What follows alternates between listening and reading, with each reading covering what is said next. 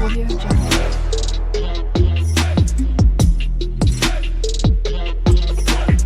Audio Jungle.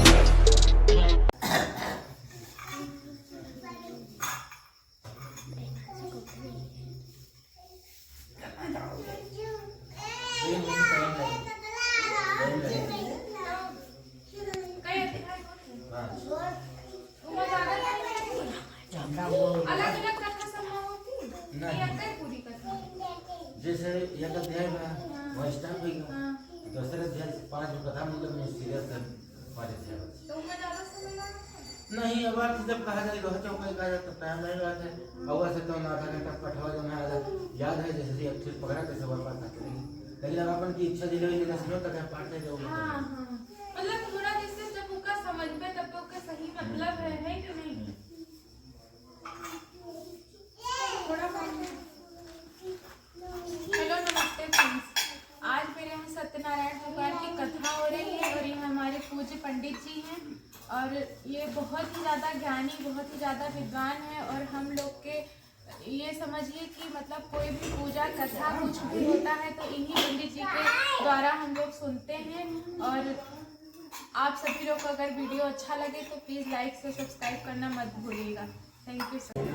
द्विज राज बने निज काज तजे गनीय यश ब्राह्मण शूद्र प्रथा को जहाज जो के जे सवेरे उठ के स्नान न करे 7 दिन ही में बीत जाए अच्छ के माल न पहने बाल में विभूति न लगावे सूर्य भगवान का अर्घ न दिए संध्योपासन न करे। हमरे सबके 4 संध्या 5 संध्या करे लिखा है लेकिन आदमी एको संध्या नहीं करता। प्रातः काल वाली संध्या मध्याह्न काल वाली संध्या तथा सायं काल वाली तो रात्रि वाली तो 4 संध्या में कोई भगवान के नाम नहीं लिया है। उमा शंकर पार्वती के दर्शन न करे उनके पूजन न करे तो द्विज माने ब्राह्मण द्विज राज बने निज काज तजे गनीय ब्राह्मण शूद्र प्रथा को उनसे ब्राह्मण से शूद्र दी। द्विज माने ब्राह्मण होता है द्विज माने पक्षी होता है तो उनके द्विज जन्म होता है और लोगों के लिए कि वो पुलिस द्वारा और ये जो है तो ब्राह्मण के हमारे पैदा होता जैसे द्विज कहलाए। लेकिन अभी सब जो सवैया जो है तो सूरज भी तो नहीं कहलाएगा बुरा मान लीजिए। हाँ लेकिन तो बहुत जगह जो है तो उनके में नहावे नहीं गई है लेकिन जो विधि विधान है ग्रंथ में कि ब्राह्मण का इसे करे संध्योपासन करे तो चाहिए। कहाँ कोई पावत हो सकता है। इसके पश्चात संध्योपासन से निवृत्त होकर सब लोग श्री सूत जी महाराज के सामने एकत्र हुए। सूत जी महाराज ने ऋषियों से कहा कि हे ऋषियों दत्तचित्त होकर मेरी बात को सुनो। ये कही सा देव मूल को फूले फले अघाय खेती करे बनिज को ध्यावे तो मोये एक हाथ न आवे। जैसे ये चीज मन लगावा जाए तो ऐसे कल्याण हुई। जैसे पेड़ के जड़ पर पानी नवा दी तो यही पत्ता पत्ता पर सिंचाई नहीं। वही हिसाब से भगवान के मां प्रेम लगावे ठीक है बात जथा वक्त जो अपन इच्छा हो करे। यदि तुम्हारा ध्यान किसी और तरफ रहेगा तो न मेरे उपदेश से लाभ उठा सकोगे और न अन्य ही कार्य बनेगा। हे ऋषियों एक समय नारद मुनि ने परोपकार की इच्छा से नाना लोकों में भ्रमण करते हुए मृत लोक में आए। पर कारज के हित तजे और निज कारज जन संत सुख पावे उर में अधिक मिले उन्हें भगवंत। वृक्ष नहीं फल वखत है नदी नाच वह नीर पर कारज किय कारणे संतन धरा शरीर। जैसे वृक्ष पाक पाक फल लाग रहा था और एको फल नहीं खाते नदी जल नहीं पीते लेकिन ये सब परस्वार्थी है पराये के लिए सब कुछ कह रहे हैं। ततो दृष्ट्वा जानन् सर्वान् नाना कलेशमन्वितान् नाना योग समुत्पन्नान् निकषे मांसकरं भी केनोपांचे साम दुख नाशो भवे ध्रुवम् इति। मृतलोक में नारद ने देखा कि जितने ही मनुष्य हैं सबके सब अनेक प्रकार के दुखों से दुखित हैं और भांति भांति की योनियों में जन्म लेकर अपने पाप को भोग रहे हैं। तेली का बैल बना दिन रात दिए चपनी चक घूमत हैं। को हस्ती बना पग संकिल लय परिबंधन में नित्य झूमत है। को स्वान हिलावत पूछ रहे दुतिका चो पे पग चूमत है। कवि चंचल देह अनेक धनय ये जीव तय उत घूमत है। आप लोग न देखे हो, अब देखा है। पहले कोल्हू चलता है तो वो मैं एक बैल मचाए के चाय घुमावा जाता है, वही मैं रात में सवेरे सवेरे जी 8 बजे उठा सकती है और 4 बजे से उठा सकते है। सोए न जाए पहले परेशान है चलते हैं, लेकिन तो भगवान के भजन करे ऊपर छुट्टी नहीं।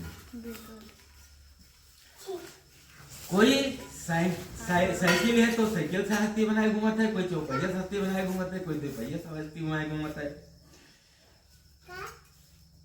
कवि कह रहा है कि कवि चंचल देह अनेक धरे वे जीव उच्च घूमत है। हमारा आपके कल्याण जो है तुम भगवान के भजन किए हुई और का हस्ती बनाए नहीं। ऐसे प्राणियों को कलेश युक्त देखकर मुझे अपने मन में सोचने लगे कि इनका दुख किस प्रकार दूर हो सकता है। यही मन में भी सोचते हुए बीड़ा बजाते हरि गुण गाते करते हुए विष्णु लोक को गए। इसका वर्णन तुलसीदास जी ने इस प्रकार किया है। एक बार कर तल कर बीड़ा गावत हरि गुण परम प्रवीणा। नारद मुनि बीड़ा बजावत हरि गुण गावत पहुंच गया भगवान के यहाँ। क्षीर सिंध गमनीय मुनि नाथा जहाँ बस श्रीनिवास सुति गाथा। हरस मिले उर अमान केता बैठे आसन ऋषि समेता। नारद मुनि जब चल रहे तब श्रीमन नारायण नारायण नारायण भजुमन नारायण नारायण नारायण बद्री नारायण नारायण नारायण ऐसे भजन करते करत श्रीमन नारायण नारायण के भजन करते और वीणा बजावत हरि गुण गावत पहुंच गया भगवान के। और भगवान हरस से उठे और भगवान नारद कहीं अपने गले से लगाए के बैठाए आसन पर। कहीं प्रभु कहा कौन चीज की परेशानी है। संचित मनसा विष्णुलोकम गत तथा तथा नारायण देवम शुक्लवर्णम चतुर्भुजम शंख चक्रम गदापद्म वनमाला विभूषितम। नारदोवाच दृष्ट्वा तम देव देवम अश्रोतम समुपचक्रमे। नारदोवाच नमो वांगवंसातीत रूपाय अनंत शक्तये। अतः विष्णु लोक में पहुंचकर नारद मुनि ने देखा कि शुक्लवर्ण भगवान 4 भुजाओं से युक्त और चारों भुजाओं में कर्म से शंख चक्र गदा पद्म तथा बनमाला तुलसी माला चंपक माला पारिजात माला पहने हुए ऐसे सुशोभित हैं जैसे देवों के देव तथा स्वामी भगवान की। नारद जी स्तुति करते हैं कि हे भगवान आपको खष्टांग दंडवत है, आप वाणी और मन से परे हैं, आपको प्रणाम है। आपके अनेक रूप हैं, आपकी शक्ति अनंत है। आप आदि मध्य और अंत से रहित हैं। आप निर्गुण और तीनों गुणों सत रज तम की आत्मा तथा संपूर्ण प्राणियों के लिए कारण जो अपने भक्तों के कलेश दूर करने वाले हैं। जय दुष्ट संहारी भव भयहारी जय कर आदि नयंता। जय असुर विनाशक धर्म प्रकाशक गावत वेद अनंता। जय जन मन रंजन पाप प्रभंजन सुखकारी मुनि संता। चंचल नर नारी अति दुख भारी मुक्ति करहु भगवंता। इस प्रकार नारद के जी ने मुखार बिंद से स्तुति कर भगवान नारद जी ने से पूछा, हे नारद आपका वैकुंठ लोक में किस लिए हुआ, आप क्या चाहते हैं। हे महाभाग आप मुझसे कहें मैं यथोचित उत्तर दूंगा। आदि मध्यना निर्गुणात्मने सर्वेषां भूता भक्ता नमनसे सुत्वा स्वतंत्रतो विष्णुनादं पद्वासेतु भगवानुवाच किमर्थमागतोऽसि किं तु वर्तते कतस्मावातस्य कतिशान्तेन भवत्मृतलोकेन सर्वे नाना क्लेश समाविन्तान्। नारद जी बोले मृतलोक के जन सकल है युत कलेश अनंत, अब क्या ही उपाय से मुक्ति है मोको सो कहो भगवान। नारद मुनि ने कहा कि मृतलोक में जितने नर नारी हैं सब दुखीन हैं। हे प्रभु इनके मुक्ति किस प्रकार हुई आप बताओ। हे भगवान मैं मृतलोक से इस समय आ रहा हूँ, वहां जितने मनुष्य हैं सबके अनेक प्रकार के कलेश से युक्त और नाना प्रकार के योनियों में जन्म लेकर कर्म में लीन हैं। कितना दुखी है उनके हाल सुनो। दीन मलेन दरिद कुमूरख बुद्ध विवेक बिना अभिमानी, तस कर लंपट जुआर तथा अनशिक्षित दुष्ट महा अज्ञानी। अन्न न पावत भोजन को रूपान को पावत शुद्ध न पानी, चंचल शोक विहाल सभी नर पुलानी। मिलता है न अपने टाइम पर उनका पानी पेट मिलता है, सब दुखी हैं।